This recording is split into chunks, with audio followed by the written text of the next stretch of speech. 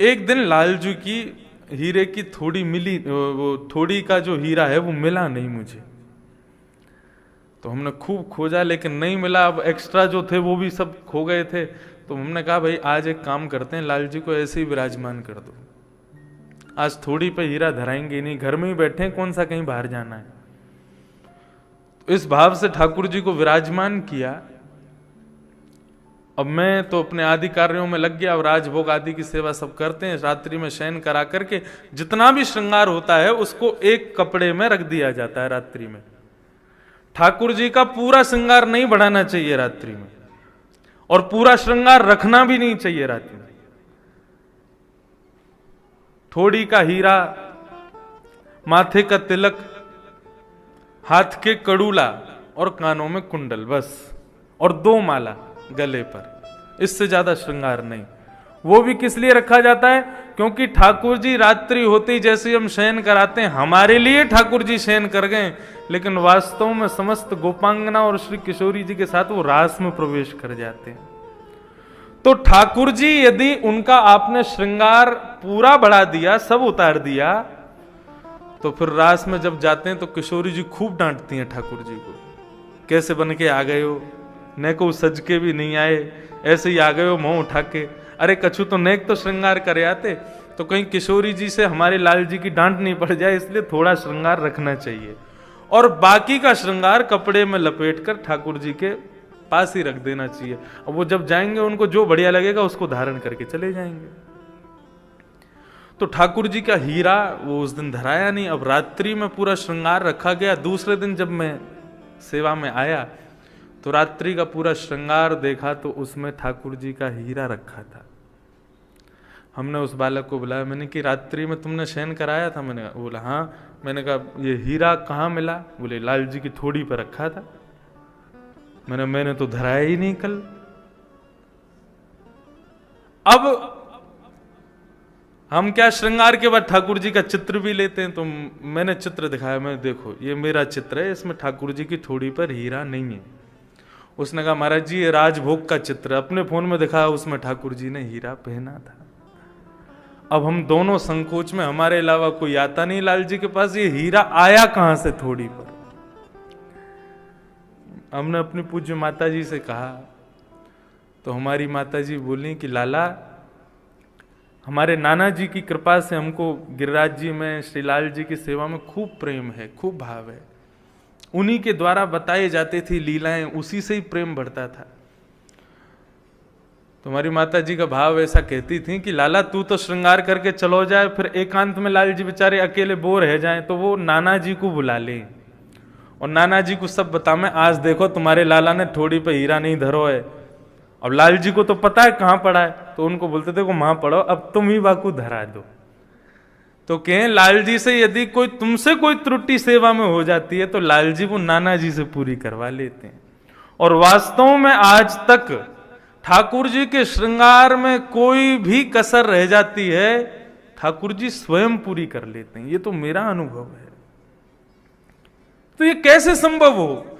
ठाकुर जी की सेवा की पूरी प्रणाली में सर्वश्रेष्ठ क्या है? श्रृंगार कितना सुंदर आप कर रहे हैं वो जरूरी नहीं है, श्रृंगार करते समय हृदय के भाव क्या चल रहे हैं वो बहुत जरूरी है।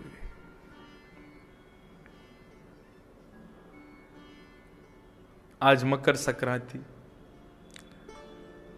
सुबह से मैं सोच रहा था आज लाल जी के राजभोग तक पतंग तो रहनी चाहिए।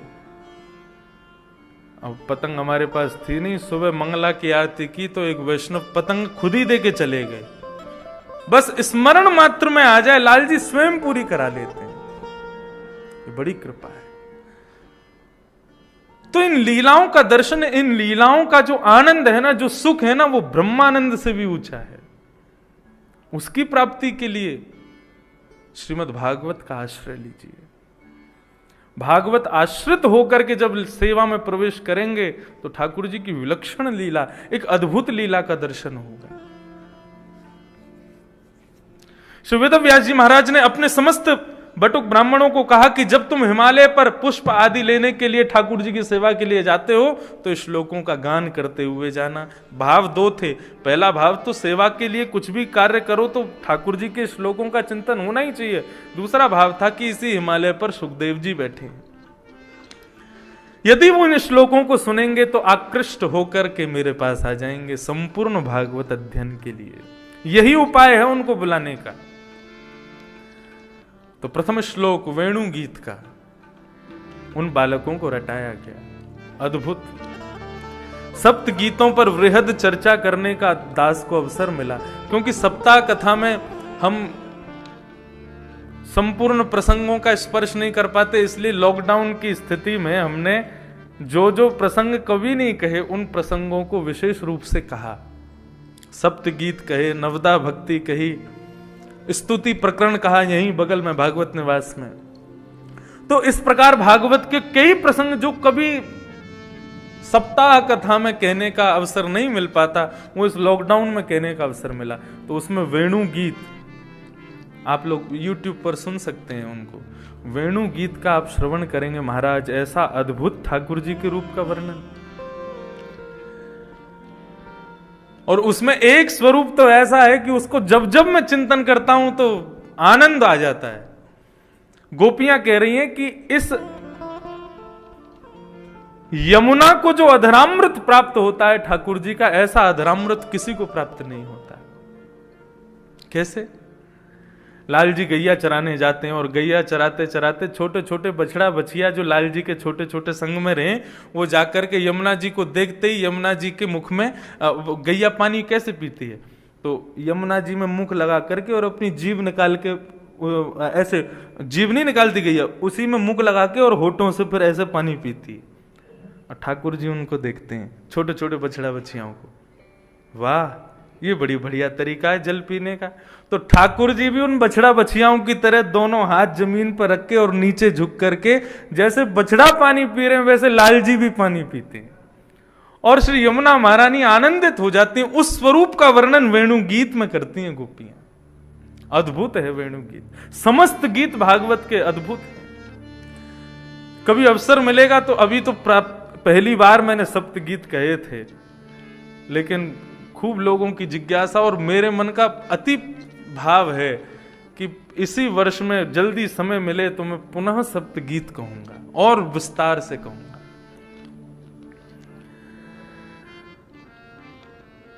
समस्त बालकों को वेणु गीत का श्लोक याद कराया। बरहा पीड़म नटवर वपु कर्णयो कर्णकारम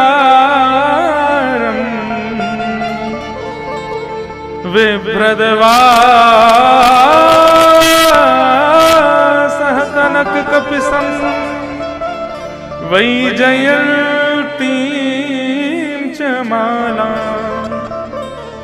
रन्ध्रान् वेणोऽधर सुधया पूरयन् गोपवृन्दै वृन्दारण्यं स्वपदरमणं प्राविशद गीत की।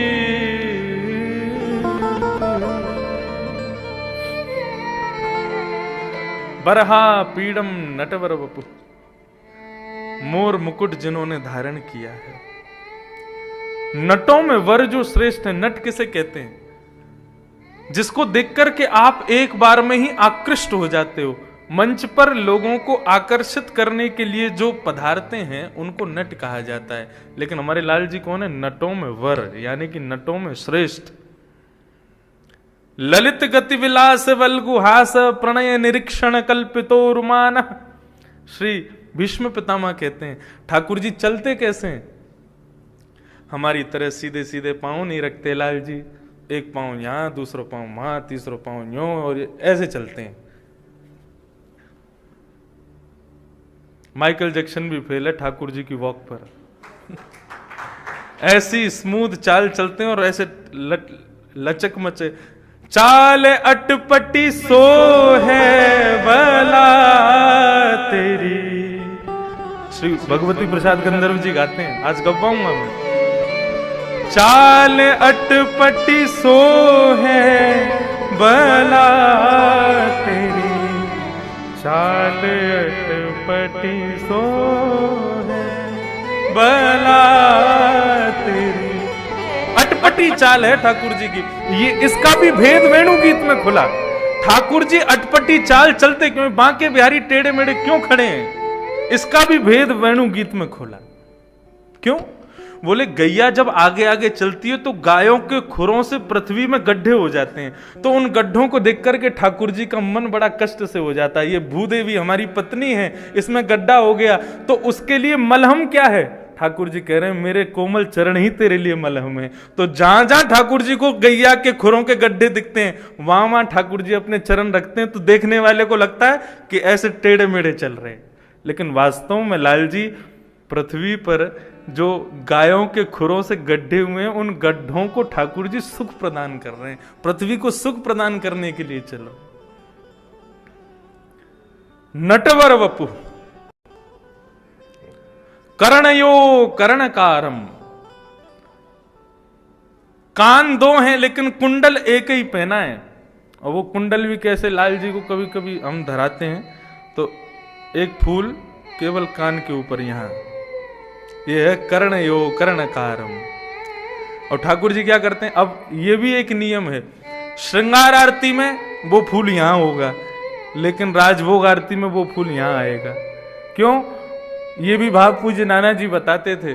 बोले लाल जी क्या करते हैं, वन में जाकर के एक फूल को अपने कान में लगा लें, सो मधुमंगल श्रीदामा सब ठाकुर जी के हाथ पकड़ के चलते हैं। एक तरफ मधुमंगल, दूसरी तरफ श्रीदामा। जब मधुमंगल वाली तरफ ठाकुर जी माला लगाते हैं, फूल लगाते हैं, तो श्रीदामा के लाला बापे बढ़िया ना लग रहा, या तरफ लगा। सो ठाकुर जी यहां से निकाल के यहां लगा लें। बोले अब ठीक है? बोले हाँ अब बढ़िया लग रहा है। मधुमंगल के बहुत ही बुरा लग रहा हो, यहीं लगा ले वापस। तो ठाकुर जी यहां से यहां लगा लें। बोले तुम दोनों मुंह को ऐसे ही परेशान करते रहो। बोले लाला तू ऐसी व्यस्त रहे, हमारी बातन को मान तो रहे, हमें सुख मिले। तो कर्णयो कर्णकारम, दो कान हैं, कुंडल एक है। और नाना जी तो यूं कहते हैं ऐसे निकाल के नहीं, ठाकुर जी उछाल उछाल के फूलों को लगाते हैं दोनों कानों में। बड़ा सुंदर भाव। कर्णयो कर्णकारम, विभ्रदवासः कनक कपिसम। क्या पहने हैं? बोले पीली बगलबंदी पहनी है, पीली पीतांबरी पहनी है ठाकुर जी ने। हमारे नाना जी के भाव इतने मधुर हुआ करते थे, ब्रज साहित्य के अद्भुत विद्वान थे। वे कहते लाला जब यशोदा मैया लाला को पीतांबरी पहनाती, पीले वस्त्र पहनाती, और वह पीतांबरी को पहन करके नंद नंदन श्याम सुंदर जैसे ही नंद भवन से निकलते तो कहा होता, बोले सूरज अपने आप के आगे बादलन को लिया, तो बोले अब एक सूर्य पृथ्वी पर आगे हो, मेरी आवश्यकता ना है। ठाकुर जी चमक रहे हैं। विभ्रदवासः कनक कपिसम वैजयंतीम चमाला, वैजयंती माला पहनते हैं। ठाकुर जी की माला कैसी होती है? हम लोग माला पहनते हैं पेट तक, लेकिन आप श्री जी बाबा के दर्शन कभी श्रीनाथ जी के करो, कभी राधा रमन लाल के दर्शन करो, बिहारी जी के दर्शन करो, पूरे अंग पर माला पहनते हैं। मतलब माला का एक छोड़ चरणों से छुभना चाहिए ठाकुर जी के। उसका भाव क्या है ये भी वेणु गीत में बताया कि ठाकुर जी जब चलते हैं तो इतने कोमल चरण हैं ठाकुर जी के, अब वो मानेंगे हैं नहीं, जहां जहां खुरों के गड्ढे वहां वहां चरण रखेंगे। तो मालाओं ने क्या विचार किया, वे पूरे अंग पर आती हैं। जब ठाकुर जी चलते हैं और ठाकुर जी के पैरों की ठोकर उन माला पर लगती है, तो उसके पुष्प उछल करके आगे की जगह पर जाकर के उसको कोमल बना देते हैं, ताकि ठाकुर जी के चरणों को श्रम ना हो। इसलिए पूरे अंग पर माला पहनते हैं। वैजयंतीम चमालां किरंध्रान वेणु अधर सुधया पूरयन गोप वृंदई। ये वेणु कौन है पता है आपको? कल्याण अंक में मैंने पढ़ा था। ये वेणु कौन है?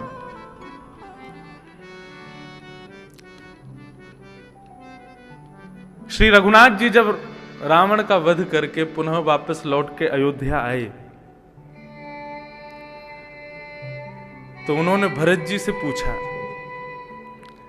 कि हनुमान ने हमारी इतनी सहायता की है कि हम उसके ऋणी हो गए हैं। सावधानी से सुनिएगा, किसी भक्त का भाव है, बहुत सुंदर भाव है। हनुमान जी की हमने इतनी सहायता करी है कि हम उनके ऋणी हो गए हैं। उनके ऋण को हम कैसे चुकावें, हमको समझ नहीं आ रहा, आप ही कोई उपाय बताओ। भरत जी महाराज बोले, 14 वर्ष तक आप वन में थे तो हमारे प्रत्येक प्रश्न का उत्तर आपकी चरण पादुकाओं ने दिया। हमारे लिए प्रथम पूज्य आपके चरणार विंदों की पादुका हैं। तो हे रघुनाथ जी, आपके संशय को भी पादुका ही दूर करेंगी, आप जाकर के उनसे आज्ञा लो। तो श्री रघुनाथ जी अपनी चरण पादुका जो 14 वर्ष तक अयोध्या की राज्य गद्दी पर विराजी थी, उनसे रघुनाथ जी पूछते हैं। हमारे प्रिय प्रेमी भक्त श्री हनुमान जी ने बड़ी सेवा की है हमारी, उनके ऋण से हम कैसे उऋण हों, हमें बताओ।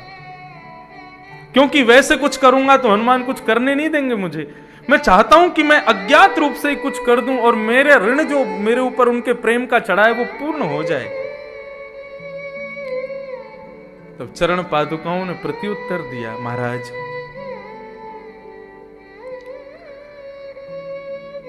आप लंका से जब पुनः लौट रहे थे तब हनुमान जी से कोई संवाद हुआ था आपका?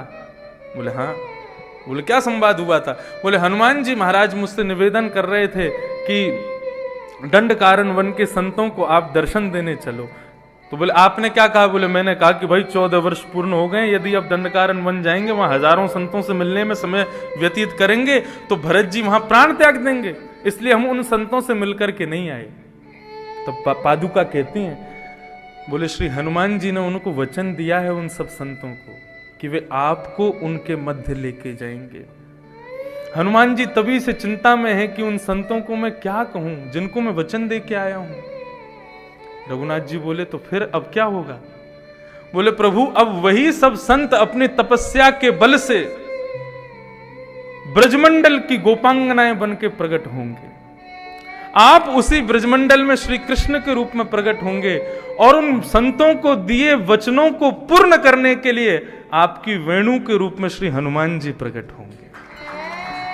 और जब आप अपने अधरों पर हनुमान जी को लिटा करके जब अपने हृदय के भाव से, अपने कोमल उंगलियों से जब अपने प्राणों को पिरोगे, तब हनुमान जी स्वर के माध्यम से शब्द लेकर के जाएंगे और प्रत्येक घर की गोपांगना को आपकी रास लीला की भूमिका में लाएंगे। ये लीला पूरी होगी।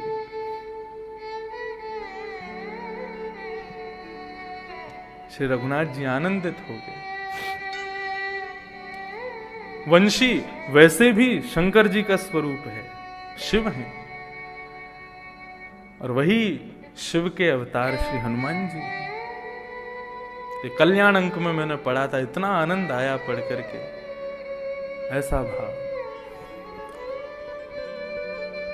तिरंध्रान वेणुमधर सुधया, ठाकुर जी ने हनुमान जी को इसी कलिकाल में वेणु बनाकर के ऋण से उऋण करने के लिए मानो अपनी कोमल उंगलियों से उनके चरणों को दबा रहे हैं, अपने होठ रूपी तकिए पर मानो उनको सुला रहे हैं, अपने अधरामृत रूपी सुख से मानो उनको आनंदित कर रहे हैं, अपने नाक पर लगे हुए एक मोती से मानो हनुमान जी के ऊपर छत्र लेकर के खड़े हैं, अपने आंखों के पलकों से मानो हनुमान जी को हवा कर रहे हैं। इस प्रकार 11 वर्ष 56 दिन तक ठाकुर जी ने वेणु बजा करके हनुमान जी के ऋण से खुद को उऋण किया।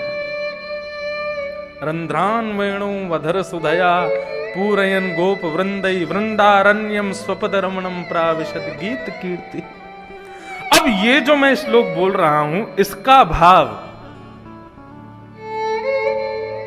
निर्गुण निराकार ब्रह्म का स्मरण कर रहे श्री सुखदेव जी महाराज के कर्ण रंध्रों में जैसे ये श्लोक पहुंचा है, मोर मुकुट धारण किए तिरछी चाल चल रहे ठाकुर जी वेणु का नाद कर रहे, सुंदर अलकावलियों को फैलाए हुए ऐसे ठाकुर जी जब उन सुखदेव जी के हृदय में प्रकट हुए, व्याकुल हो गए सुखदेव जी। ये स्वर कहां से आ रहा है? कौन गा रहा है इस सुंदर श्लोक को? दौड़ करके उन बालकों के पास गए और जाकर के प्रणाम करके बोले, ये इतने सुंदर श्लोक में किसका वर्णन कर रहे हो आप? ये कौन है इतना सुंदर जिसने मेरा चित्त हरण कर लिया है? तब उन समस्त बालकों ने कहा, ये नंद नंदन श्री कृष्ण हैं। बोले, इनके बारे में और कुछ बताओ ना मुझे। तब उन बालकों ने कहा, अहो वकीयम स्तन कालकूटम जिघांशयापा ययदप्य साध्वी लेभे गतिं त्रुचितां ततोऽन्यं कम्बा दयालुं शरणं व्रजेम।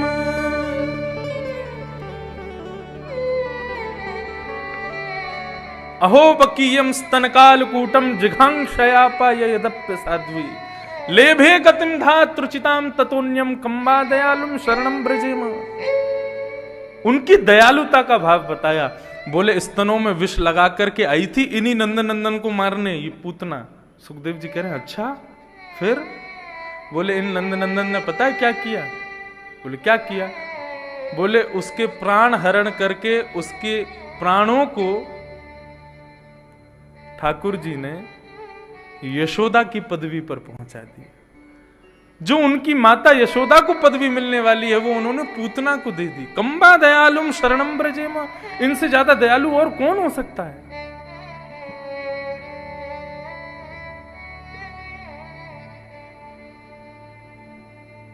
तुमरे बिन हमरा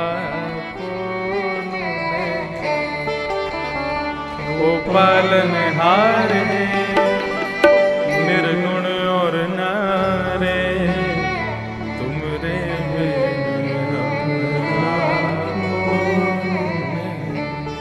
कितने दयालु हैं ठाकुर जी। एक प्रसंग आता है, अयोध्या से रघुनाथ जी जब अपनी लीला पूरी करके जा रहे थे, आज रघुनाथ जी का बड़ा स्मरण हो रहा है। हमारे नाना जी इसमें भी एक भाव कहते थे, बोले, लाला यदि बिना प्रसंग के किसी देव का, किसी देवता का या किसी भी महापुरुष का स्मरण कथा में स्वतः हो जाए तो यही भाव मानना चाहिए कि वे अज्ञात रूप से उस उत्सव में पधारे हैं। तो आज तो भैया 33 करोड़ देवता विराज रहे हैं इसी हॉल में, हमारे लाला को आशीष देवे आए हैं, बधाई देवे आए हैं। तो श्री रघुनाथ जी जब अपनी लीला पूरी करके वैकुंठ प्रस्थान कर रहे थे, ठाकुर जी की दयालुता का भाव। तो अयोध्या में जितने परिकर हैं सबके लिए विमान आया, लेकिन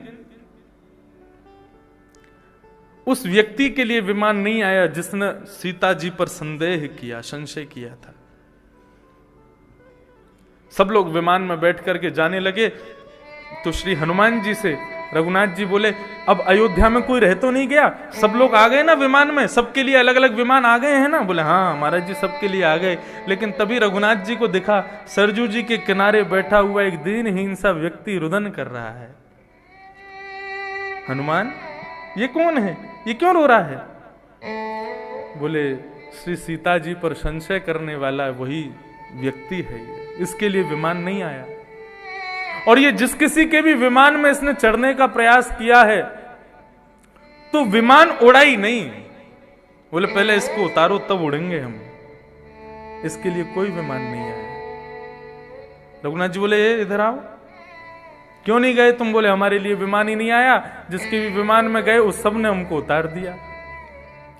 ठाकुर जी बोले, ठीक है, तुम हमारे विमान में आ जाओ और हमारे सिंहासन के नीचे छुप के बैठ जाना, किसी को दिखना नहीं। चलो, कितने दयालु ठाकुर जी। उसको अपने सिंहासन के नीचे बिठा करके और ठाकुर जी वैकुंठ ले गए। अब ठाकुर जी का विमान तो उड़ेगा।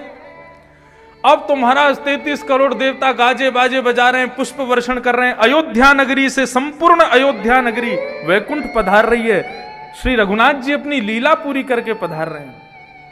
एक एक करके सबके विमान अंदर प्रवेश करते जा रहे हैं। सबसे पीछे सबसे विशाल पुष्पक विमान पूरे राम दरबार से सुसज्जित ठाकुर जी का विमान आ रहा था। वेद ध्वनि होने लगी, शंखनाद होने लगे, मृदंग बजने लगी। जैसे ही वैकुंठ में प्रवेश करने लगे, वैकुंठ के विशाल स्वर्ण कंचन के दरवाजे अपने आप बंद हो गए।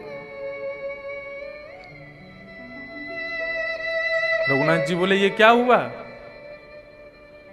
वैकुंठ, अरे हम आए हैं, स्वागत नहीं करोगे? तुमने दरवाजे क्यों बंद किए? वैकुंठ उपस्थित हो गया। प्रणाम प्रभु, वर्षों बाद आप पधारे हैं, आपका स्वागत है। लेकिन प्रभु, आपके रथ में, आपके इस विमान में एक अनधिकारी व्यक्ति बैठा है जिसको वैकुंठ में प्रवेश नहीं मिलेगा। बोले, कौन है? बोले, आपके सिंहासन के नीचे छुपा बैठा है, उसको निकालो वहां से। हनुमान जी उसको निकाल के लाए, बेचारा रुदन कर रहा था। बोले, इसको वैकुंठ में स्थान नहीं मिलेगा। क्यों? बोले, हमारी आचार्या हैं लक्ष्मी सीता जी, उनकी अवहेलना की है इसने, हम वैकुंठ में स्थान नहीं दे सकते। और वैकुंठ ने मना कर दिया तो भगवान ने उसकी ओर देखा, वो रुदन करने लगा। बोले, क्या करूं, कहां जाऊं? बोले, वैकुंठ नहीं तो स्वर्ग भेजेंगे हम। ए इंद्र, यहां पे आओ, इसको लेके जाओ, स्वर्ग में बिठाओ। इंद्र ने हाथ खड़े कर दिए। बोले, महाराज, आचार्य की अवहेलना करने वाला कोई भी क्यों ना हो, स्वर्ग की प्राप्ति, स्वर्ग के नियमानुसार उसको स्वर्ग में प्रवेश नहीं है, आप स्वर्ग नहीं भेज सकते। भगवान ने प्रत्येक स्थान के नियम बना रखे हैं। यदि उन नियमों से पृथक कोई व्यक्ति उस स्थान में प्रवेश भी करना चाहेगा, देवता भी उसको ले जाना चाहेंगे, तो वो स्थान उसको प्रवेश नहीं करने देगा। बोले, स्वर्ग के सारे टर्म्स एंड लॉज में ऐसे व्यक्ति को प्रवेश वर्ज्य है। भगवान बोले, कोई नहीं, हम तुमको शिवलोक भेज देंगे। शंकर जी कहां हैं? शंकर जी, इनको लेके जाओ अपने संग, कैलाश में रखना। बोले, भूत प्रेत पिशाच डाकनी साकनियों को रख लूंगा, लेकिन गुरु अवज्ञा करने वाले को मैं अपने शिवलोक में भी नहीं रखूंगा। ब्रह्मा जी से कहा, तुम ले जाओ। ब्रह्मा जी बोले, अभी इस्तीफा दे दूंगा ब्रह्म पद से, लेकिन ब्रह्मलोक में इसको नहीं लेके जाऊंगा। वरुण, कुबेर, सबने मना कर दिया, सब इस्तीफा, रिजाइन लेटर सबने साइन कर दिया। बोले, हम रिजाइन कर देंगे, लेकिन लक्ष्मी जी के अपमान करने वाले को, आचार्य के अपमान करने वाले को अपने स्थान पर नहीं ले जाएंगे। कहीं इसके संग से हम में दोष आ गया तो? 33 करोड़ देवता में सबसे लास्ट में भैंसा पे बैठे 2 सिंह वाले, 2 सिंह को मुकुट हमने देखे टीवी में। कौन? श्री यमराज जी। ऐसे होते नहीं है कोई उनके 2 सिंह जैसे, ऐसा कुछ नहीं है। यमराज जी का भी स्वरूप खूब सुंदर है, देव जैसे ही है। अब ठाकुर जी ने उस व्यक्ति की ओर देखा, बोले, अब तो यही स्थान बचा। बोला, इससे बढ़िया तो मुझे अयोध्या ही भेज दो। बोले, नहीं, हम इनको बोल देंगे, तुमको कुछ कहेंगे नहीं, अब यहां तो तुम जा ही सकते हो। यमराज जी को बुलाया, यमराज जी जाओ, इसको ले जाओ, अपने पास नरक ले जाओ, लेकिन इस पर कोई यातना वगैरह इसके संग मत करना, अपना कोई पार्षद बना लेना। यमराज जी बोले, महाराज क्षमा करें, गुरु अवहेलना करने वाले को नरक में भी स्थान नहीं। ये कितना बड़ा पापी है, आप अनुमान लगा लीजिए। भगवान उसके लिए सिफारिश कर रहे हैं और नरक के भी द्वार उसके लिए बंद हैं। गुरु अविज्ञा से डरिए, कभी किसी गुरु संत महापुरुष किसी भक्त का अपराध ना हो जाए हमसे, नहीं तो नरक में भी स्थान नहीं मिलेगा। ठाकुर जी को थोड़ा गुस्सा आ गया। बोले, तो ठीक है, आप सब लोग पहले ही मान चुके हैं कि इसको नहीं ले जाएंगे? बोले, बिल्कुल नहीं ले जाएंगे। वैकुंठ से कहा, अंतिम बार पूछ रहे हैं, इसको अंदर लोगे कि नहीं? बोले, बिल्कुल नहीं लेंगे। ठाकुर जी कृपालुता देखो, अपनी भ्रगुटी टेढ़ी की और वैकुंठ से भी 100 योजन ऊपर एक दूसरा वैकुंठ निर्माण कर दिया। बोले, अब सब लोग रहो यहीं पे, मैं और ये दोनों उस वैकुंठ में रहेंगे।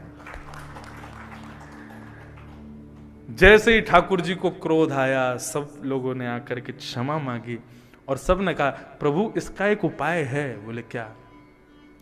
यदि किशोरी जी, श्री जगदम्बा सीता जी यदि उसके सर पर अपना वरद हस्त रख करके उसको क्षमा कर देंगी तो हम इसको स्वीकार कर लेंगे।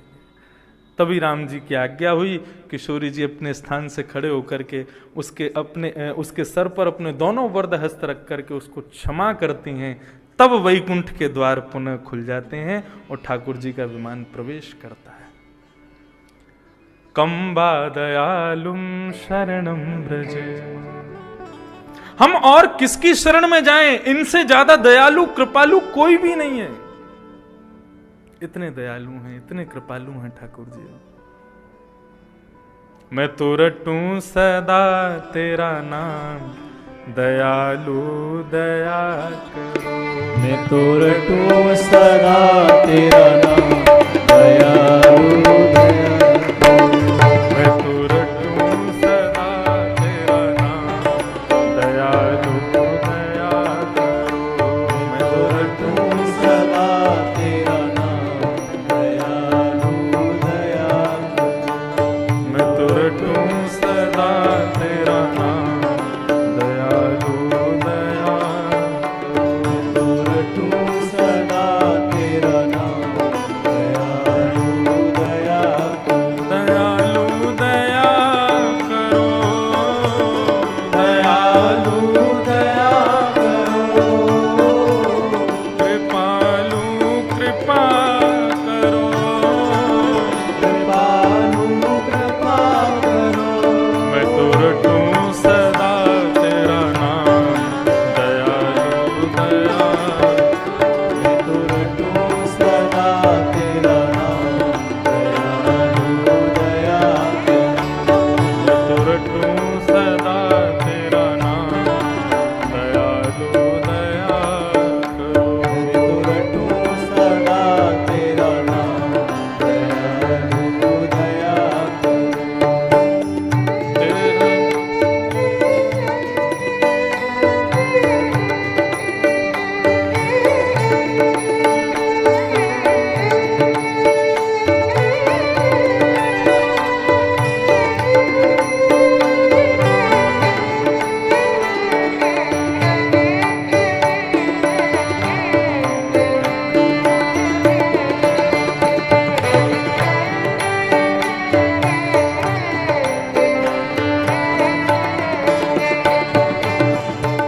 द्वार खड़े हैं भक्त तुम्हारे, द्वार खड़े हैं भक्त तुम्हारे। हे द्वार खड़े हैं भक्त तुम्हारे। द्वार खड़े हैं भक्त तुम्हारे। ओ अपनी दया के खोलो द्वारे। अपनी दया के खोलो द्वार। हाँ अपनी दया के खोलो द्वारे। अपनी दया के खोलो द्वार। मुझे पहुंचा दो ब्रज धाम, दयालु दया करो। मुझे पहुंचा दो ब्रज धाम, दयालु दया करो। मैं तो रटूं सदा तेरा नाम, दयालु दया करो। रटूं सदा तेरा नाम, दयालु दया करो। मैं तो रटूं सदा तेरा नाम, दयालु दया रटूं सदा तेरा नाम, दयालु दया करो। रटूं सदा तेरा नाम, दयालु दया करो। दयालु दया दयालु दया करो।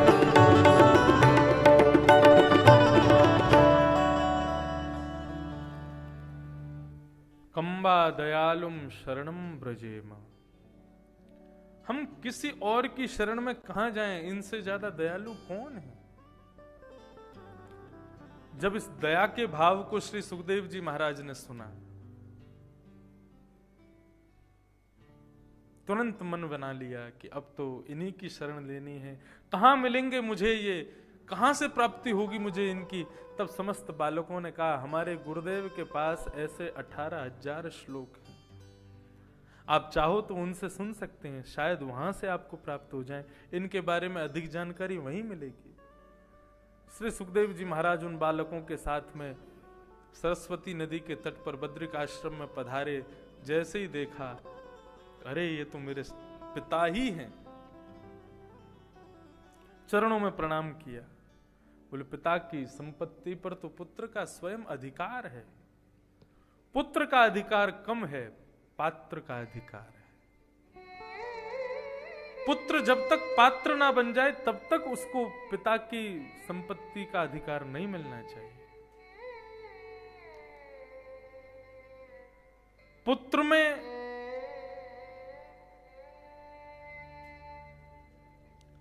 बीज नहीं बोए जाते, पात्र में बोए जाते हैं। तो पहले पुत्र जब पात्र बने तब पिता को, माता को चाहिए कि उसके नाम संपत्ति करे। और पिता की सबसे बड़ी संपत्ति क्या है? पिता की सबसे बड़ी संपत्ति उसके सद्गुण हैं। एक पिता बहुत मेहनत करता था और रोज परिश्रम करके आता और अपने पुत्र को 1 का सिक्का देके बोलता, इसको जाकर के कुएं में फेंक दो।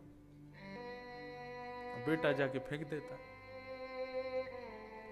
वर्षों से उसका यही नियम था। किसी दिन पिताजी भूल जाते तो बेटा खुद ही पहुंच जाता, पिताजी 1 रुपया दो, तो दे देते, ले जाओ फेंक दो इसको। कुएं में फेंकता था। एक दिन पिता की तबीयत बड़ी खराब हो गई। आज पुत्र गया, पिताजी आज 1 रुपया नहीं दिया आपने। बोले, बेटा आज मैं काम भी नहीं गया, दफ्तर भी नहीं गया, अब घर के लिए भी तो पैसे इकट्ठे करने हैं। एक काम करो बेटा, अब 2-3 दिन में तो उठ नहीं पाऊंगा, तुम कहीं जाके कुछ काम करो और फिर अपना ये नियम मत तोड़ना, कैसे भी लाओ 1 रुपया इसमें जाके डालो। बालक बेचारा किसी ढाबे पर गया और वहां झूठे बर्तन साफ करने की नौकरी मिली। पूरे दिन अपने हाथ रगड़ता था और बर्तन साफ करके रात में उसको 3 रुपया मिला। 3 रुपया लेकर के आया, पसीने में लथपथ, थका हारा बेटा आकर के बैठा। बूढ़े पिताजी अंदर बिस्तर पर लेटे थे। बेटा आ गए? बोले, हाँ पिताजी। परिश्रम किया? बोले, बहुत काम किया। कितना रुपया मिला? बोले, 3 रुपया मिला। चलो बेटा बहुत बढ़िया, अब जाओ 1 रुपया फेंक आओ। बेटा बोला, आप कैसे कह सकते हैं, कैसे सोच सकते हैं, बिल्कुल निष्ठुर हृदय हो गया है आपका। मैंने इतना परिश्रम करके कमाया, इतनी मेहनत करके कमाया, आप देख रहे हैं मेरे वस्त्र भी गीले हो गए पसीने के कारण, और आपने कैसे कह दिया कि मैं उसको फेंक आऊं? तब पिता मुस्कुराया और कहा कि आज तुझे अनुभव हो कि 1 रुपए की कीमत कितनी होती है, इसलिए मैंने बचपन से आज तक प्रत्येक दिन अपनी मेहनत का 1 रुपया फेंकवाया, ताकि तुझे कीमत पता चले। मैं कितना परिश्रम करके आता था, लेकिन तू बिना संकोच किए फेंक देता था। आज पता चला जब स्वयं कमाया। बस बेटा यही बताने के लिए हमेशा ये कार्य करवाया। पुत्र को पात्र कोई और नहीं बना सकता, उसके माता पिता ही बना सकते। माता शत्रु पिता बैरी, ये न बालो न पाठित। वो मां शत्रु है, वो पिता बैरी है उस बालक का जो अपने बालकों को सद्ज्ञान नहीं देते, सदमार्ग पर ले जाने का कार्य नहीं करते, समय समय पर उनको बताते नहीं है क्या करना है क्या नहीं करना है। पुत्र पात्र बने, पुत्री पात्र बने ना बने, ये उसके ऊपर है, लेकिन आप अपना परिश्रम करते रहो।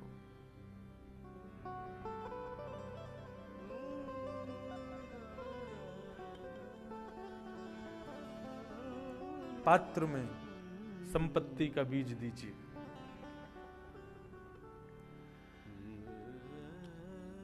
वेद व्यास जी ने देखा कि मेरा पुत्र पूर्ण पात्रता का अधिकारी है, और तब उन्होंने श्रीमद् भागवत की ये संहिता अपने पुत्र श्री सुखदेव जी को पढ़ाई, सुनाई।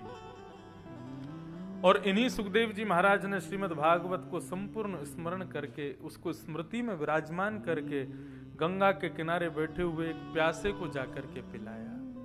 और वो प्यासा कौन है? वो है परीक्षित। ये परीक्षित कौन है? सनकादि ऋषियों ने प्रश्न किया।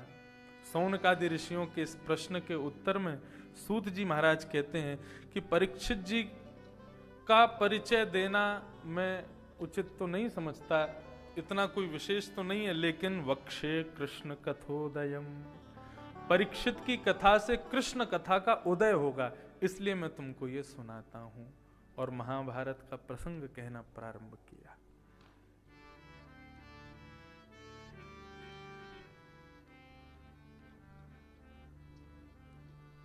यदा मृधे कौरव संजयाना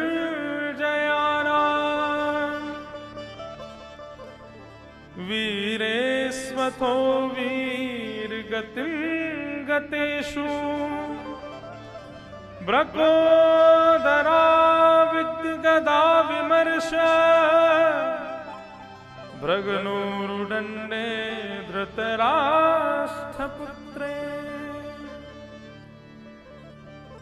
महाभारत का युद्ध हो रहा था।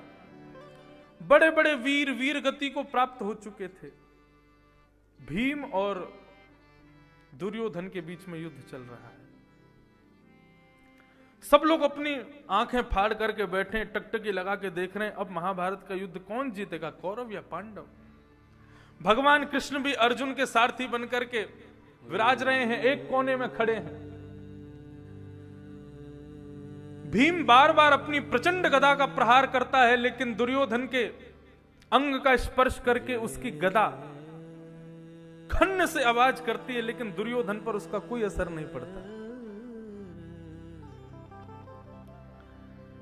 सब लोग बड़े चिंतित हो गए, क्या होगा इसका परिणाम।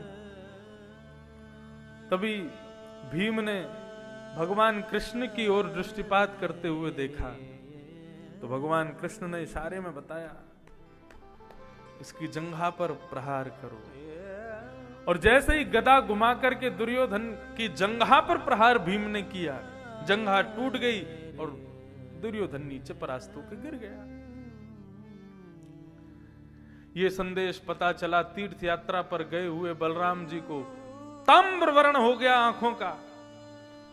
धर्म युद्ध में नाभि से नीचे प्रहार करने का अधिकार किसी को नहीं है, और कृष्ण के रहते हुए भीम ने ऐसा कैसे कर दिया। अपने हल मूसल उठा करके महाभारत युद्ध में प्रवेश कर गए। सब लोग ठाकुर जी के चरणों में गए, बोले इनसे बचाओ हमको कैसे भी। ठाकुर जी दौड़ करके गए और जाकर के बलराम जी के चरणों में प्रणाम किया। ठाकुर जी को चरणों में प्रणाम करते देख बलराम जी का सारा गुस्सा ठंडा।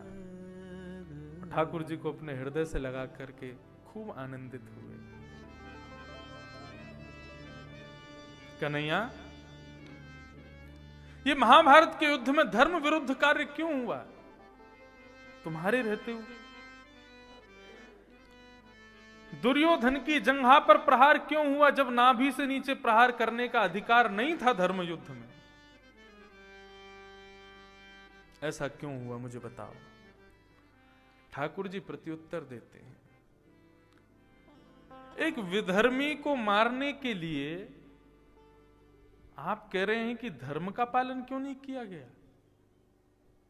ऐसा क्या विधर्म किया है दुर्योधन ने? बोले भरी सभा में हमारी बहन को निर्वस्त्र करना क्या ये धर्म है? और यदि वो धर्म अधर्म था तो उस अधर्म से बचाने के लिए द्रौपदी को आप क्यों नहीं गए वहां पर? आज आप तुरंत प्रकट हो गए हैं यहां पर, उस समय आप कहां थे? महाभारत के युद्ध में चक्रव्यूह बना करके इन्होंने हमारे भांजे को मार दिया, अभिमन्यु का वध कर दिया। उस समय क्यों नहीं आए आप? और आज जब आपके शिष्य दुर्योधन पर प्रहार किया गया है तो आप यहां तुरंत प्रकट हो गए। विधर्मी को मारने के लिए धर्म का पालन करना मैं नहीं समझता ये उचित है। ऐसे विधर्मी को तो विधर्म से ही वध करना चाहिए। ठाकुर जी के द्वारा इन वचनों को सुनकर के बलराम जी को पश्चाताप हुआ। पांडव समस्त महाभारत का युद्ध जीत गए, लेकिन दुर्योधन अभी भी अचेत पड़ा है। तभी गुरुपुत्र अश्वत्थामा अर्धरात्रि में दुर्योधन के पास जाकर के कहते हैं, हे दुर्योधन, आज्ञा करो, मैं क्या करूं? बोले, आज्ञा क्या है? एक ही बात है, यदि पंच पांडवों को मार सकते हो तो मेरी मृत्यु तो सुनिश्चित है, मैं कुछ ही क्षणों में मर जाऊंगा, लेकिन मुझे संदेश मिल जाए कि पांचों पांडव मर गए हैं तो मेरी मृत्यु सुखद हो जाएगी और ये सब राजपाट तुमको मिल जाएगा। अश्वत्थामा अर्धरात्रि में पांडवों को मारने के लिए जा रहा है, तभी भगवान को संदेश मिला कि अश्वत्थामा आ रहे हैं। पांचों पांडवों को हंस दिखाने का प्रलोभन देकर के ठाकुर जी वहां से उठा के ले गए। हंस देखने का मतलब विजय। हंस आसानी से आज नहीं दिखता, ऐसा नहीं, कभी भी नहीं दिखते थे। बहुत कम लोगों को हंसों का दर्शन होता था। ठाकुर जी ने कहा, मैंने अभी अभी हंसों को देखा, सभी पांडव उठ जाओ, चलो मेरे साथ। तो हंस देखने के प्रलोभन में अत्यंत थके हुए पांडव भी उठ करके चले गए, लेकिन द्रौपदी के 5 पुत्र वहीं सोए थे। अश्वत्थामा ने अंधेरे में आकर के द्रौपदी के 5 पुत्रों का सर धड़ से अलग कर दिया और प्रमाण के लिए उन सरों को लेकर के दुर्योधन के पास गया। दुर्योधन ने जब प्रकाश करके थोड़ा देखा, अत्यंत दुखित हुआ। अश्वत्थामा, ये तूने क्या किया? हमारे कुरुवंश के चिराग थे ये, जिनको तूने मार दिया। अरे हम सब भाई तो आपस में लड़ झगड़ करके मर गए, हमारे पिंडदान करने वाले बालक थे ये, इनको भी तूने मार दिया। अब तो हमारे कुल में कोई पिंडदान करने वाला भी नहीं बचेगा। और इसी शोक में दुर्योधन के भी प्राण निकल गए। परंतु आपत्ति विपत्ति तो आई है द्रौपदी के ऊपर, समस्त पांडवों के ऊपर। पूरे हस्तिनापुर को रात्रि में सजाया गया था कि आज पांडवों की विजय का आनंद मनाया जाएगा, उल्लास मनाया जाएगा, लेकिन पूरे हस्तिनापुर में मातम मन रहा है। द्रौपदी के 5 पुत्रों को मार दिया। अर्जुन प्रतिज्ञा ले रहे हैं, द्रौपदी तू रुदन मत कर, मैं वचन देता हूं जिसने भी तेरे पुत्रों को मारा है उसको जीवित नहीं छोड़ूंगा, उसके रक्तों से मैं तेरे केशों को रंग दूंगा। भगवान बार बार अर्जुन का हाथ पकड़ रहे हैं, अर्जुन ऐसी प्रतिज्ञा मत लो। लेकिन क्रोध में जब व्यक्ति होता है तो याद रखिएगा, निर्णय सदैव गलत ही लेता है। इसलिए देखो, क्रोध करना शास्त्रों में वर्ज्य नहीं बताया, क्रोध होना चाहिए और उसके कई नियम बताए। क्षणम कोप घटिकत द्वयम, इस प्रकार क्रोध के नियम बताए गए। एक होता है क्षण भर का को गुस्सा आया और तुरंत शांत हो गया, लेकिन शास्त्राज्ञा कहते हैं कि गुस्सा कैसा होना चाहिए? बोले घटिकत द्वयम, 2 घड़ी बस। एक बात से दुखी होकर के और वर्षों तक जो क्रोध में रहते हैं, ऐसे व्यक्ति को नरक जाने से कोई नहीं रोक सकता। क्रोध भी कारण है नरक प्राप्ति का। नरक प्राप्ति का बहुत बड़ा कारण है क्रोध। इसलिए क्रोध पर थोड़ा सा काबू कीजिए। लेकिन क्रोध बहुत आता है तो ठीक है, धीरे धीरे उस पर प्रयास करो, लेकिन कोई भी विशेष निर्णय क्रोध के मध्य नहीं लेना चाहिए। क्योंकि क्रोध जब आता है तो व्यक्ति अपने मति से और अपने मन से सोचना बंद कर देता है।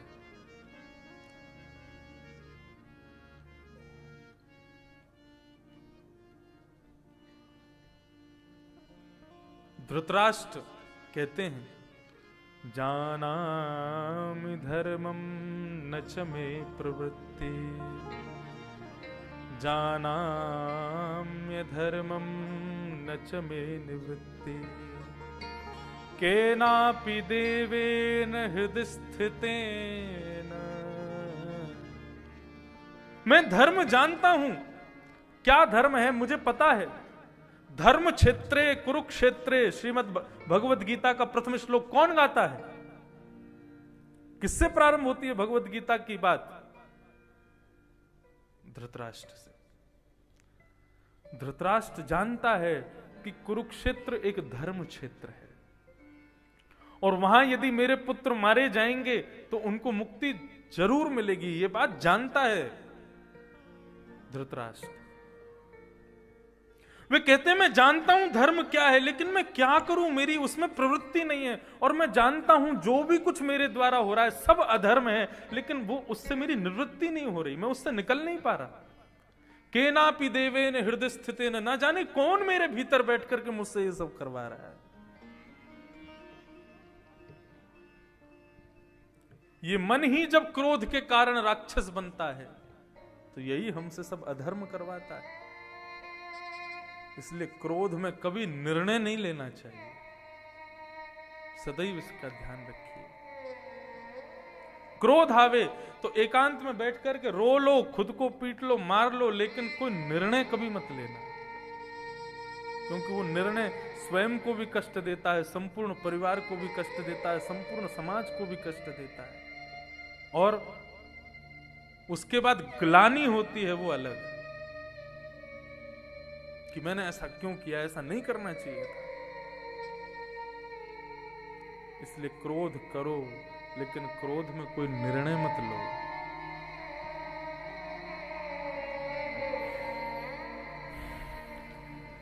भगवान रोक रहे हैं, अर्जुन ऐसा मत कह, लेकिन अर्जुन ने प्रतिज्ञा ले ली कि जिसने भी बालकों का वध किया उसको जीवित नहीं छोड़ूंगा।